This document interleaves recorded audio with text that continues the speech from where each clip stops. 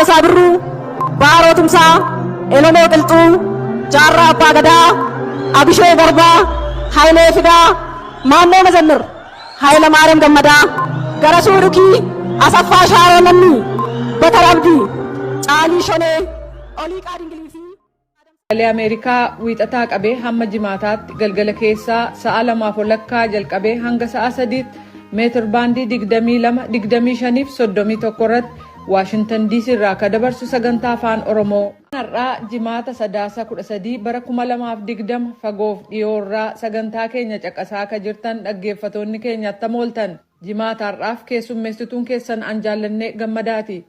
Bulchiisa naannoo Tigraay magaalaa Maayikaadiraa keessatti siviilonni ajjeefamuu Amnesty International gabaaseera. Ajjechaa kanaaf mootummaan Itiyoophiyaa TPLF'n himataa jira. Bulchiinsi Tigraay immoo mootummaan Itiyoophiyaa hidha laga Takazee haleelee jechuun himateera. Magaalaa Finfinnee keessatti raayyaa ittisaaf kan oolu dhiigi kennamaa jiraachuun Oromiyaa keessatti immoo hiriirri deeggarsaa kan raayyaa ittisa biyyaaf gaggeeffamuun gabaafameera. Jaarmiyaan fayyaa addunyaa immoo gumiisaa kan waggaa 7 gaggeessaa jira. Kanneeniif kabiroof hanga xumura sagantaa keenyaatti nu waliin turaa jenna dhaggeeffatoota keenya. Itoophiyaa ittaana pireezidaantii naannoo Tigraay Dr. Dabratsiyoon Gabre Mikaa'el fi nam 63 biyyi nagaa dhowwuu horii mootummaa balleessuu qabiinsi mirga namaatii fi biyyi ganuun shakkeetiin himate akka gabaasa poolisii federaalaatti. Waraanni naannoo sunitti itti jiranillee akka muummeen ministeera Itoophiyaa Dr. Abiy Ahmed jedhetti yoo jari kun seeratti dhiyaate dhaabata. Ittaanaan pireezidaantii naannoo Tigraay Dr. Dabratsiyoon Gabre Mikaa'el mootummaan federaalaa Tigraay irraa ibsee kutuu fi humna elektirikii Takazee bombiin gubee jedhetti himate. Humni Takazee suniin naannoon Tigraay humna elektirikiin argattuu jedhe ittaanaan pireezidaantii kunan. Akka jechisaatti waraanittum jira. Humniti isaanillee waraan mootummaa federaalaa kan waraana Eertiraalleen keessa jiru keessa 10,000 boojite. Mootummaan federaalaa immoo tanin mormate. Humni ibsa Takazeetii fi tadibiilleen haroolee elektirikii irraa argatan kan mootummaa federaalaatti hojjate isa bulchallee. Yoo sila harootan bombiin dhaan taate bisaan achi keessa jigaati bisaan achi keessa lafa baafataaf namuu beekuu danda'a. Tanaafuu tunin warra hiwaatittan dharaaf dubbatee jedhe. Milishaan hiwaati. Poolisii federaalaa talabsuun eeguuf dhufan qawwee nadhanii jedhe. Kan irratti nama miidhame mirkanoomnee jedhe. Taatullee poolisiin federaalaa talabsuun eeguuf dhufanii sa'aatii 14 miila ayyaanitti gaarreen erga qaxxaamuraniitiin Gondar gahanii jedhe. Guyyaa xiqqaan duubatti ammoo aktivistooti waati miidiyaa hawaasummaa irratti ba'aniitiin haroo sun yaayyuu to'annee jedhanitti odeessaa turanii jedhe. Akka ibsi kanaatti jarii waat kunin oduu dhiyootan oduu Amnesty International baase Maayikaadiraa keessatti nam fixanii jedhe sun irra dubbii jijjiiruu fi oduu dharataan oofuu jiranii jedhe. Tunin warri oduum jarii durii baratee jedhanii jedhe. Hawaasi Itoophiyaa saba Tigraay Ameerikaa fi Awurooppaalleetti akka waraanni kun dhaabatu hiriiratti jira. Akka muummeen ministeera Itoophiyaa dhiyootaan jedhetti waraanni Itoophiyaa Tigraay gama dhiyaa yaayyuu bilisoomse. Waraanni kun amma uummata qarqaaruu jira. Naannoo bilisoomsunitti uummata qallabuu qofaa miti akimee qarqaaruu jira jedhe. Televezyiiniin mootummaalleen waraanni Itoophiyaa Maayikaadiraa fi Daanshaa yaayyuu harkatti deebifatee jedhetiin agarsiise. Taatullee jechi kun qaama walabaa irraan mirkanoomne. Waraanni kun walqaayitillee akkuma jirutti to'atee jedha gabaasii miidiyaa mootummaa. Taatullee dhiwaata ammallee gara ammeen isaanii kaaniin ittum jira jedheetiin miidiyaa hawaasummaa irratti barreesse muummeen ministeera Itoophiyaa Dr. Abiy Ahmed. Humniti Itoophiyaa kaashiraaroo to'attelleen waraan harkaaf miil walitti hidhaniitiin fixan arge akka oduu achi argannetti. Wanni tana tolchanii fi akka muummeen ministeera Itoophiyaa jedhetti Itoophiyaa cabsu uummata dallansiisanii akka innilleen haaloo bahu tolchuu fedhe.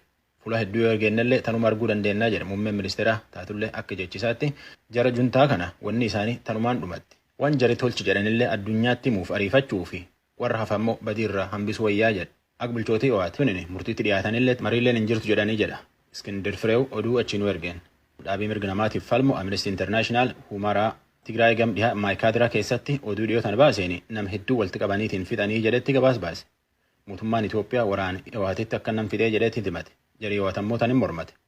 Bulchiinsi biiroo odeeffannoo naannoo Amaaraa warri ho'aati fixiinsa kana mormachuuf wanti jarii oofuu jiru oduu dharaatii jedhe. Namichitti akkam fixanii jedhan akka bulchootii jedhanitti namuma nagaati. Amnesty International jara kan eenyu akka fixe hin mirkaneeffanne. Odeeffannoo warra lafarra fuudhanii jara ho'aatitti nu fixan jedhee jedhe. Ho'aatammoo jara kana hidhattoota mootummaa fixee jedhe. Akka itti gaafatamaan biiroo odeeffannoo tana obbo Gizaachoo Mulunee jedhetti jarii ho'aati kun uummata kaabaatu iyyuu mormata. Tanallee mormachuun waan ajaa'ibaati mitii jedhee jedhe. Tan maleellee uummati Amaaraa nyaaphi isaanii hin beekaa jedhee jette. Asteer Misgaanaa oduu achi ergiten. Itti gaafatamaa paartii tokkummaa Diradaawaa obbo Sisaa Ayyelee ardha wabiin bahe. Nam kana jeequmsuumuu hojii wanjala kompiitaraatii fi dubbii nama waltinattu dubbachuun himatan.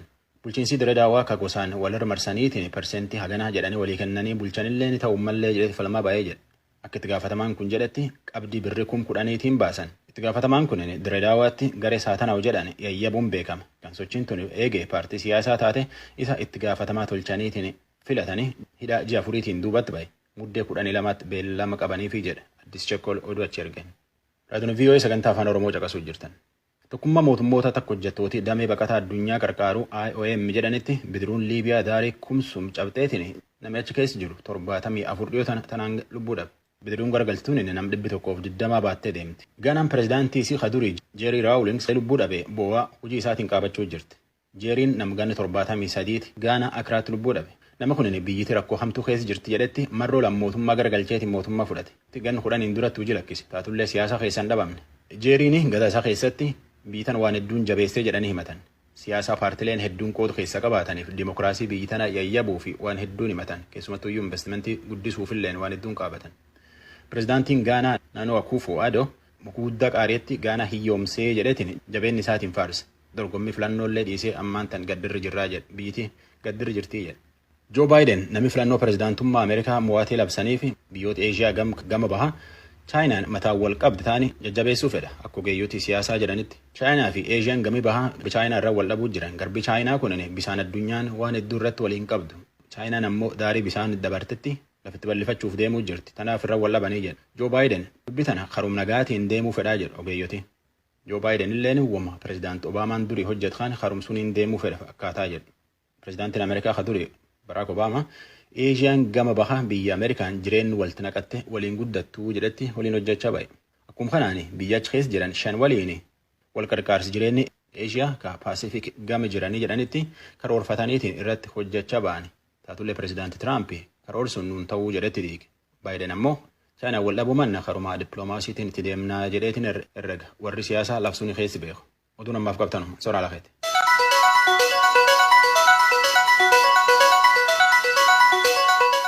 Kan dhaggeeffataa jirtan raadiyoo sagalee Ameerikaa sagantaa afaan Oromooti.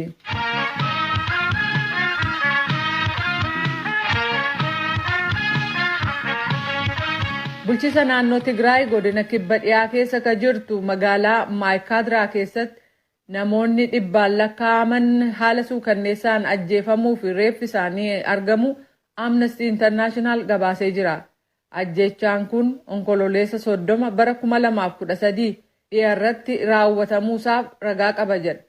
Namoota nagaa duula waraanaa keessatti hin hirmaanne ajjeesuun yakka waraanaan nama gaafachiisaas jedhe Amnestiin. Gabaasa kana Tsiyoon Girmaatu qindeessee tuujubee dhiyeesse. Daayirektarri Bahaaf Kibba Afrikaa kan dhaabichaa Dipiroos Mucheenaa waraansa gaggeeffamaa jiru waliin hidhata tokkollee kan hin qabaanne hojjettoota guyyaa namoota fakkaataniif siiviloota lakkoofsi isaanii hedduu ta'e ajjeefamuu isaanii mirkaneessaniirraa jedhan. Kun yeroo ammaa Tigraay keessaa quunnamtiin addaan waan citeef amma baruu kan hin dandeenye haala gocha suukanneessaa kanaa kan nuu ibsuu danda'u yeroon gaafa ga'uu qofaa jedhan. Dhaabbatichi mala yeroo rakkoo waatti mirkaneeffatu mala suraalee dijitaaliif suraalee saatalaayitii gargaaramuudhaan qorannaa geggeesseen viidiyoowwan suukanneessaa reeffi gatamee fi sireerra kaa'ameef suraaleen guyyaa tuqame kana Maayikaadiraa keessatti kaafamuu isaanii mirkaneessuusaa beeksise. Amnestiitti qorataa dhimmootii mirga namaa gaanfa Afrikaa akka ta'an obbo Fissaa Taqlee suraalee kanatti dabalee dhimmootii kana kan ibsan namoota ijaan argan dubbisuu isaanii raadiyoo sagalee Ameerikaaf ibsaniiru. Yeroo sanatti reeffa namootaa kanneen walitti qabaniif namoota madaa'an adda baasuudhaan hospitaalatti kanneen deddeebisaa turan dubbisnee jirraa ka jedhan obbo Fissaan fixiinsi sun kan raawwatame lammiiwwan nagaa waraansa keessatti hin hirmaanne irratti jedhan. ከማይካድራ ከተማ በፊት ያለ ሉግዲ የሚባልና ባናት የሚባል አካባቢ ላይ ውጊያ ነበረ። በዛ ላይ magaalaa Maayikaadiraa utuu hin gahin ka jiruuf bakka Lugdiif Balaat jedhamu lolatu ture. Achittis humnootiin mootummaa federaalaa waan itti cimaniif humnootiin addaa Tigraayiif milishoonni naannoo baqachuu isaaniitu beekama ture. Halkan garuu magaalattii marsanii buluu isaaniiti kanneen ijaan argan ka dubbatan. Ganama gara magaalaa innaa dhaqan reeffa namootaa mallattoo qaamni isaanii reebamuu irraa argamu hedduu arguu isaaniif walitti qabuu isaanii nutti himan. Reefkaawwan hedduun kan argaman walakkeessa magaalaa Maayikaadiraa naannoo baankii daldalaatti. Kaan immoo daandii Maayikaadiraa irraa gara Humaraatti geessu irratti argamuu nutti himan. Nutis mala qorannaa suuraa kan ofii keenyaan kan mirkaneessine suuraalee viidiyoowwan naannoo sanaa ta'uu mirkaneessineerra. Lakkoofsi isaa kan adda addaatu himama. Namoonni nuti haasofsiisne kan ofii lakkaa'an nutti himan sanaa ol akka ta'etu ibsamaa jira. Dhibbaan kan lakkaa'amu jedhameera. Miidiyaan naannoo Amaaraa akka ibsetti gara namoota 500 ta'u. Garuu rakkoo quunnamtii jiruurraan bilbilliif intarneetiin waan hin jiraanneef mootummaas ta'e jiraattota naannoo biraa ragaa wayyaawaa argachuu hin dandeenye. Kanaaf lakkoofsicha mootummaan qulqulleessuu qabaadha kan nuti jennu jedhan. Namoonni ijaan argan kanneen raayyaa ittisaa waliin ta'uudhaan reefka sana walitti qabuu fi kanneen madaa'an mana yaalaatti geessan amnastiif akka ibsanitti reefkaawwan daandii irra turan walitti qabuu jalqabuu dura namoota madaa'an hospitaalota dhiyoo jiran gara Abrahaa Jiraaf hospitaala Gondaritti akka geessan godhaniiru.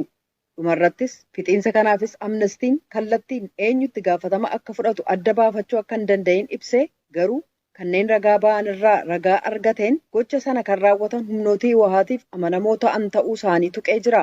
Kanneen fixiinsa sanarraa hafan kan itti himan tuquudhaan namoonni 3 amnastiif akka himanitti haleellaa sana kan raawwatan humnootii addaa Tigraayiif miseensota wahaat ta'uu tuqaniiru. VOA'n kan haasofsiise ittaanaatti gaafatamaan waajjira koominikeeshinii naannoo Tigraay obbo Hadduush immoo uummata Tigraay irratti fixiinsa sanyii raawwatamu itti fufuuf oduu kijibaa ta'e jedhee odeeffamedha jedhan. Humni addaa naannoo Tigraay aadaa gosa irratti hundaa'ee haleellaa raawwatuu hin qabu. Kun aadaa isaaniiti jedhan. Jeneraalota Gadamoojjaan dabalatee kanneen afaan Tigree dubbatan jechuudhaan uummata irratti labsii fixiinsaa sanyii labsan jechuun deebii kennan. Tigraay keessaa dhalattoonni gosa biraa nagaadhaan jiraataa jiru jedhaniiru. Bakka bu'aa amnestii kataan obbo Fissaan sababaa tajaajila bilbilaaf intarneetiin hin argamneef ragaa argachuun rakkisaa ta'uu ibsanii haa ta'u malee naannoo namoonni kun du'aniitti argamanitti hamma raayyaan ittisa biyyaa seenutti magaalaa Maayikaadiraa to'annaa humnoota addaa naannoo Tigraay yookaan wahaatiin hoogganamaniif milishaa naannoo jala turuun beekamaadha jedhan. Amnestii Intarnaashinaalitti daayirektarri bahaaf kibba Afrikaa Kiproos Mucheenaa mootummaan Itiyoophiyaa haleellaa lammiiwwan nagaa irratti raawwatame kan mul'inatti qaama walaba ta'een dammaqinaaf hatattamaan qorannaan akka geggeessamu godhe kanneen yakka kana raawwatan battala murtiitti dhiyeessuu qabaa jedhan. Ittaan sun ergaa dabarsaniinis hoogganoonni wahaatiif itti gaafatamtoonni lammiiwwan nagaa irratti haleellaan raawwatamu akka seera waraana sadarkaa addunyaatti dhorkaa ta'uusaaf yakka adabsiisu ta'uusaa humnooti nagaa eegdotaaf deeggartoota isaaniif ifa gochuu qabu jedhan. Obbo Fissaa Taklee kana innaa ibsan ሰላማዊ ነዋሪዎች ናቸው እና በምንም መልኩ ለሚደረገው ጦርነት የሚያበረክቱት አስተዋጽኦ የለም። kanneen kun jiraattota nagaadha. Kanaaf bifa kamiinuu waraansa geggeeffamuuf gumaachi isaan kennan hin jiru. Sun immoo yakka sadarkaa addunyaati. Kanaaf namoota nagaa irratti haleellaas ta'e ajjeecha raawwachuun hin danda'amu. Waliigaltee Jeenevaa Itiyoophiyaanis mallatteessiteetti. Yoo mallatteessine iyyuu seera sadarkaa addunyaati. Biyyoota mallatteessine irratti iyyuu hojiirra ni oola. Kanaaf kanneen kana keessatti hirmaatan kana beekuu qabu jedhan. Tigraay keessaa jeeqama jiru keessatti kanneen hirmaatan qaamotiin martinuu seera mirga namaa addunyaa kabajuun kanarraa eegamu ta'uu dhaabbatichi yaadachiiseera. Hunda caalaa immoo nageenyi siiviilotaa eegamuun mirkanaa'uu qabaa jedheera. Itti dabaluudhaanis innaa walitti bu'iinsi jiraatutti haala mirga namaa eegeen geggeeffamuusaa fi siiviilotarra miidhaan ga'uu dhiisuu akka mirkaneessamuuf mootummaan tajaajila bilbilaaf intarneetii bakka itti deebisuu qabaa jedhe. Bulchiinsa naannoo Oromiyaa bakka garaa garaatti adda bilisummaa uummata Tigraay mormuun hiriirri gaggeeffameera. Hiriirri kun magaalota Oromiyaa 14 fi aanaalee godinoota 14 keessatti taasifamuun mootummaan naannoo Oromiyaa beeksisee jira. Muktaar Jamaal gabaasa qaba. Hiriirri deeggarsaa naannoo Oromiyaa bakka garaa garaatti taasifamaatiin hin jiru. Guyyaa kaleessaa kan eegale yoo ta'u magaalli Jimmaa fi godinni Ilubaaboor dabalatee bakka muraasatti ture kaleessa kan ta'e. Har'a heddumminaan kutaaleen Oromiyaa godinootaa fi magaalonni hiriira kanatti kan makaman yoo ta'u deeggarsa raayyaan ittisa biyyaa federaalaa tarkaanfii naannoo Tigraay irratti fudhate tumsuudhaaf bahame jedhaniitiin hin jiru. Hiriironni kunniin illee guyyaa har'aa magaalota Adaamaa, Bishooftuu, Mojoo, Lagaxaafoo, Lagadhaadhii, Sulultaa, Holotaa, Burraayyuu, Sabbataa, Baalee Roobee, Naqamtee fi kanneen birootitti heddumminaan kan taasifame yoo ta'u namni Sabbataarraa raadiyoon sagalee Ameerikaa dubbise obbo Taaddasa Warquu akkas jedhanii jiru. Jiraattonni magaalaa Sabbataa irraa qarshiisaa kennuudhaan sangoota kennuudhaan akkasumas dhiigni koo raayyaa ittisa biyyaa kootiif jechuudhaan dhiiga arjoomuudhaan haala ho'aa ta'een sagantaan guyyaa har'aa haala kanaan magaala keenya keessatti raawwatamee jira jechuudha. Biiroon dhimmoota koominikeeshinii Oromiyaa akka ibsetti godinoota 14 fi magaalota naannoo Oromiyaa 14 gama biraa keessatti hiriirri kun taasifamuu dubbatameetiin hin jira. Hiriira magaalaa Lagadaadhii Lagaxaafootitti taasifame irratti hirmaatan aadde Almaaz Kibaatu waan narraa eegamu hundaayyuu nan gumaacha jedhu. Hiriira kana irratti dhaabbannee waan narraa barbaadamu deemee bakka jarri jiranitti obboloota kootii fi ilmoolee kan koo bukkee cinaa jaraa dhaabbadhee tan bishaanitti qabu barbaadeetan yaada kan kennaa ture. Isarratti dabaluudhaan immoo akkaataa barbaachisummaa isaatiin wanna barbaadamu hunda cinaa mootummaa dhaabbachuudhaaf qophii ta'uu keenya. Hiriira taasifame kana hawaasni kaka'umsa mataa isaatiin taasise kan jedhan ammoo itti gaafatamaa bulchiinsaa fi nageenyaa magaalaa Dukame. Hiriira kana keessatti gaheen mootummaa tumsa laachuudhaa fi nageenya isaanii kabachiisuu qofa kan jedhan obbo Masfingeetu hiriirri ba'amillee nagaan xumuramuu isaa ibsanii jiru. Uummanni keenya akka magaalaa Dukametti balaaleffannaa kanarratti hirmaachaa turee jira. Kana keessatti hiriira kana keessatti bal'inaan dargaggoonni magaalaa keenyaa fi dubartoonni magaalaa keenyaa dhaadannoowwan raayyaa ittisa biyya keenyaa cinaa dhaabbanna jedhuun kan hirmaachaa turan ta'uu isaati. Hiriirri bahame kuni dhaamsa lama qaba kan jedhan ammoo obbo Geetaachoo Baalchaati. Obbo Geetaachoon akka jedhanitti hawaasni hiriira kana ba'e gama tokkoon gochaa hamaa jedhaniitiin waaman kan adda bilisa baasaa uummata Tigraay balaaleffachuudhaa fi tarkaanfii humni federaalaa Tigraay irratti fudhate deeggaruudha jedhaniitiin jiru. As keessattis hawaasni hiriira qofa bahuu osoo hin ta'in tumsoota garaagaraa akka raawwatellee himan obbo Geetaachoon. Hiriira maalama qabu gama tokkoon mormii gama tokkoon immoo deeggarsa qabu deeggaruudhaaf hiriira ba'anii jira. Magaalota gurguddaa fi godina 14 magaalota 14 godina naannoo keenya keessa jiran keessatti bifa adda ta'een hiriirri ba'ee jira. Hiriirri kun raayyaa ittisa biyyaa karaa qabeenyaatiinis humnaanis waan qabnu humnaan deeggaruu qabnaa jedhanii sangaawwan garaagaraa hoolota qalmaaf ta'anii fi wantoota namni kamuu yeroo dirreetti bobba'u argachuun isa jiraatu dhangaa kan lakkaa'amu yookiin lakkaa'amne keessumaa maallaqaanis bifaanis deeggarsa gochuudhaan isaan hiriira kana irratti hirmaatan hiriirri kun bakkee geggeeffame hundattuu karaa nagaatiin xumuramee hunduu gara mana isaaniitti deebi'aniiti jiru. Gargaarsonni hawaasni hiriira kanaan wal qabateetiin taasise mallaqaa fi akaakuu garaagaraatiin kan tumsaatiin ture yoo ta'u ammatti hangi isaa kan hin beekamne ta'u hoogganaan biiroo bulchiinsaa fi isaa dirqamarra jiruu fi deeggarsi adda addaa taasifamaa fi ka jiru ta'uu bulchiinsi magaalaa Finfinnee hooggansii fi jiraattonni magaalichaa hangi tokko kutaa magaalaa Finfinnee 11 keessaa walitti dhufuun dhiiga arjoomaniiru. Itti aantuu kantiibaan magaalaa Finfinnee adde Adaanech Abeebee sagantaa kanarratti argamuun raayyaan ittisaa birmadummaa biyyattiif wareegama baasaa waan jiruuf tumsuun dirqamaa jedhaniiru. Tsahaay Daamxoo gabaasa qabdi.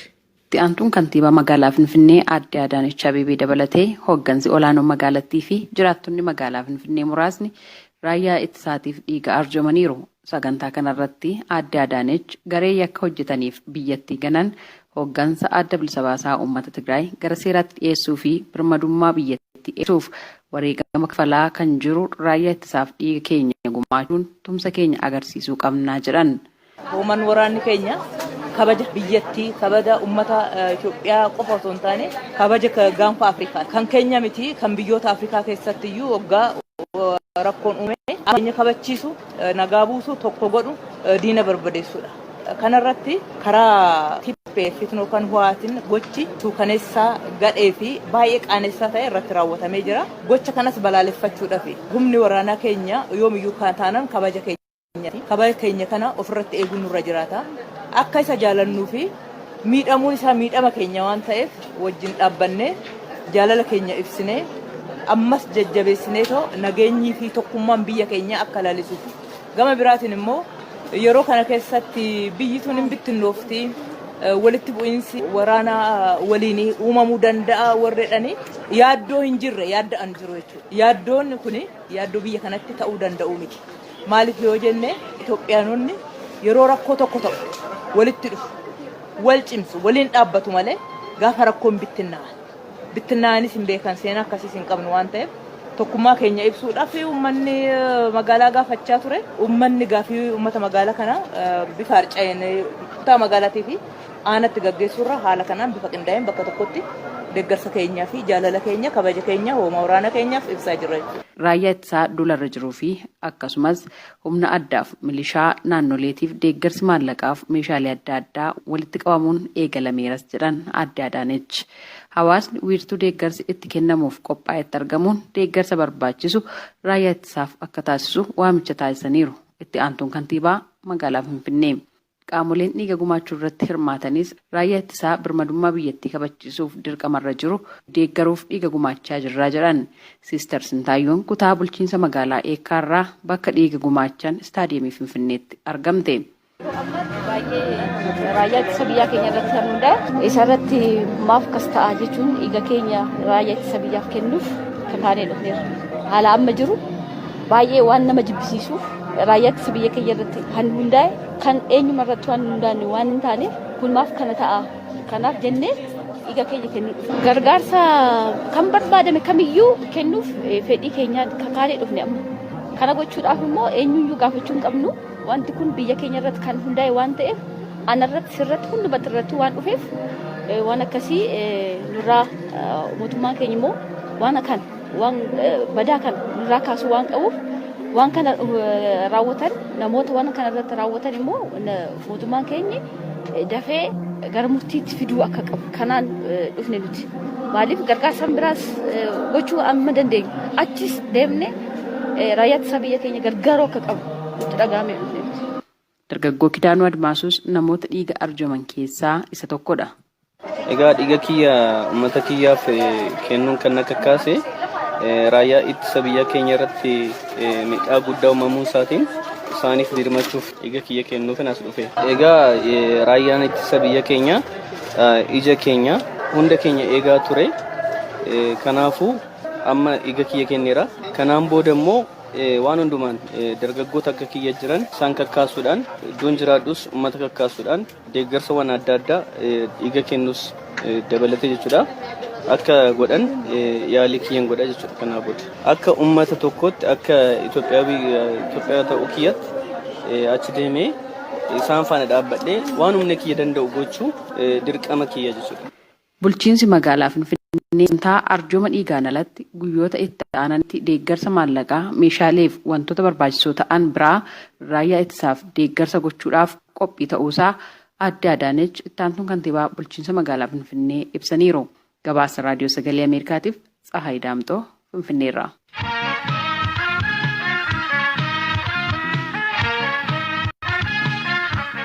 Jaarmayaan fayyaa addunyaa gumiisaa 73ffaa wiixata darbee kaa'atan tokkoof gaggeessaa jira. Hojii gaarii neersonni waliigalaan akkasumas kanneen deessiftuu ta'aniin hojjetameef galanni kan dhiyaate yoo ta'u biyyoonni hundumtuu walitti dhufuun weerara dhukkuba COVID-19 injifachuu akka qaban hoogganaan jaarmayicha fayyaa addunyaa Dr. Tedros Adhanom hubachiisanii jiru. Liisaa Shalaayin Jenevaa irraa gabaasa ergite qabdi kuno. So come on everybody, let your light shine because we are family. We are family. Lammii Ameerikaa weellistuu fi barreessituu kan taate Kim Sledge garee faarfattoota narsii Toongaa waliin kan isaan faarfatan nuti maatii tokko kan jedhu yoo ta'u gumii fayyaa kan sadarkaa addunyaa kanaaf jalqabbii gaarii ta'eera. Hoogganaan jaarmayaa fayyaa addunyaa yookaan WHO Dr. Tedros Adhanom neersota waliigalaa fi kanneen dubartoota deessisuu irratti bobba'an yeroo weerara vaayirasii koronaa kanatti lubbuu namaa du'arraa oolchuu bobba'anii hojii guddaa hojjetaniif galata garaarraa ta'een dhiyeessa jedhan. Dr. Tedros torban 2 dura akaakayyuu ta'uuf carroomuu isaaniin gammadanii garuu immoo yaaddoo akka qaban ibsan. I wonder what sort of world my granddaughter will grow up in. Although she knows nothing about. Mucaa kootii dhalatte kun addunyaa isheen keessatti dhalattee guddachuuf jirtu na ajaa'ibsiisa. Daa'imni dhalatte kun waa'ee addunyaa kanaa waan tokko hin beektu. Weerarri dhukkuba COVID-19 jireenya ishee fi addunyaa keessatti guddattu murteessuuf deema jedhan. Addunyaa irratti uummanni miliyoona 50 ta'u vaayirasii koronaan keessatti qabamee jiru keessatti lubbuu uummata miliyoona 1.2 caalaan immoo galaafatamee jira. Dr. Tedros akka jedhanitti biyyoonnii fi magaalaalee hedduun faca'ina weerara dhukkuba COVID-19 ittisuu akkasumas lakkoofsa namoota qabamanii fi du'anii gad akka bu'u gochuun milkaa'anii jiru.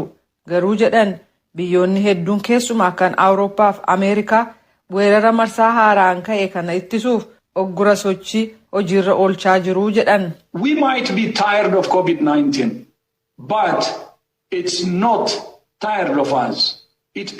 Waa'een dhukkuba COVID-19 nu nuffisiisuu danda'a. Dhukkubichi garuu nu nuffaan jiru. Falaasama siyaasaa yookaan shira hojjetamu dhukkubi kun dhimma irraan qabu. Abdiin keenya tokkittiin saayinsii, furmaataa fi tokkummaadhaa jedhan. Jaarmayaan fayyaa addunyaa yookaan WHO'n weerara dhukkuba COVID-19f deebii kennamu qindeessaa fi deeggarsas gochaa yeroo jiru kanatti jedhan Dr. Tedros. Dhaabbati kun gaaffii eegumsa fayyaa kan addunyaan qabu kanneen akka COVID-19 bal'inaan irratti hin dubbatamnes hin dagannee jedhan. But so far this year we have responded to more than 60 emergencies, including major outbreaks of chikungunya in Chad. Waggaa kana keessa haga ammaatti dhimmootii ilaalcha tattamaa barbaadan 60 caalaaf deebii laanne. Kunis weerara dhukkuba chikungunya biyya Chad keessaa, dhukkuba yellow fever jedhamu Gaaboniif Toogoo keessaa, Gifira Meeksikoo keessaa, walitti bu'iinsa kutaa Saahil giddugaleessa bahaa fi qilleensa obomboleetti hamaa Filiippiinsii fi Veetnaam keessatti qaqqabee fi kanneen biroonis jiruu jedhan. Dr. Tedros akka jedhanitti yaaddoo fayyaa ta'ee rakkoon addunyaa mudate qobaatti kan ilaalamu miti. Gadi fageenyaan kan wal qabate waan ta'eef tokkummaa fi walii yaaduudhaan dhabamsiisuu qabnaa jedhan. Carraa kanaanis jedhan Dr. Tedros Adhanom kan pireezidaantii Yuunaayitid Isteetsi ta'u jedhame Joo Baayidiniif ittaantuu isaanii Kamaalaa Haris baga gammaddan jedhanii bulchiisa isaanii waliin walitti dhiyeenyaan hojjechuu barbaannaa jedhaniiru. Jaarmayaan fayyaa addunyaa torban kana gumiisaa gaggeessaa yeroo jiru kanatti jijjiirama argamsiisuuf jecha yaalii godhuuf dhiibbaa jabaa jala jira. Kan pireezidaantii Yuunaayitid Isteetsi ta'u jedhame Joo Baayiden maallaqa jaarmayaa fayyaa addunyaaf laattu dhaabdee jaarmayicha keessaa ba'uuf murteessuu Yuunaayitid Isteetsi keessa deebi'anii ilaaluu abdii jedhu qaba. Weerarri vaayirasii koronaa yeroo jalqabeetti jaarmayaan fayyaa addunyaa biyyoota deebii kennan itti galateeffatee ture. Hordoffii dhukkuba COVID-19 addunyaa irratti maal akka fakkaatuuf tarkaanfii bulchiinsi jaarmayicha fayyaa addunyaa fudhate maal akka ta'e garee walaba ta'een haa qoratamu jechuun WHO'n gaafatee ture. Kunis jaarmayaan fayyaa addunyaa hariiroo miseensota isaa waliin qabu ka dabalatu ture. Weerarri dhukkuba COVID-19 amma bifa haaraan addunyaa irratti hammaachuun immoo jaarmayicha dhiibbaa jabaa itti fidee jira. Walga'iisaa kan waggaa torban kana keessa gaggeessaa kan jiru WHO'n weerara vaayirasii koronaa to'achuu keessatti qooda jabaa hin fudhanne sagalee isaas jabinaan hin dhageessifne jedhamuun qeeqa jabaatu irratti dhiyaataa jira.